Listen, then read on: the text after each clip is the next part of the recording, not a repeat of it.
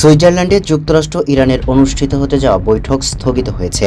Swiss পররাষ্ট্র মন্ত্রণালয় জানিয়েছে, শুক্রবার দেশটির বুর্নেসস্টক রিসোর্টে যুক্তরাষ্ট্র ও ইরানের মধ্যে যে আলোচনা হওয়ার কথা ছিল তা আর অনুষ্ঠিত হচ্ছে না। বার্তা সংস্থা রয়টার্সের প্রতিবেদনে বলা হয়েছে, এর আগে হোয়াইট হাউসের এক মুখপাত্র জানান যে মার্কিন ভাইস প্রেসিডেন্ট জেডি ভ্যান্স শুক্রবার সুইজারল্যান্ডে ইরানি প্রতিনিধিদের সাথে বৈঠকের জন্য নির্ধারিত সফর বাতিল করেছেন।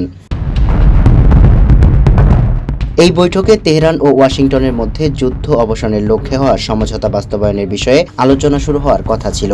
তবে আলোচনার পরিকল্পনা এখনো চূড়ান্ত না হওয়ায় সফর ও বৈঠক দুটি আপাতত স্থগিত রাখা হয়েছে। পরবর্তী পদক্ষেপ সম্পর্কে সংশ্লিষ্ট পক্ষগুলো নতুন করে তথ্য জানাবে বলে ধারণা করা হচ্ছে। এর আগে যুক্তরাষ্ট্রের সঙ্গে বহুল আলোচিত সমঝোতা স্মারক আনুষ্ঠানিকভাবে স্বাক্ষরিত হওয়ার বিষয়টি নিশ্চিত করেছে ইরান ও যুক্তরাষ্ট্র।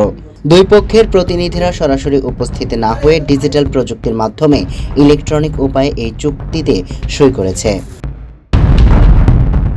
সমঝোতা স্মারকে হরমুজ প্রণালী আবার খুলে দেওয়ার কথা বলা হয়েছে। পাশাপাশি ইরানের ওপর থেকে নির্দিষ্ট কিছু আর্থিক নিষেধাজ্ঞা বাতিল করার কথা বলা হয়েছে। সামিউল ইসলাম, মানবকণ্ঠ।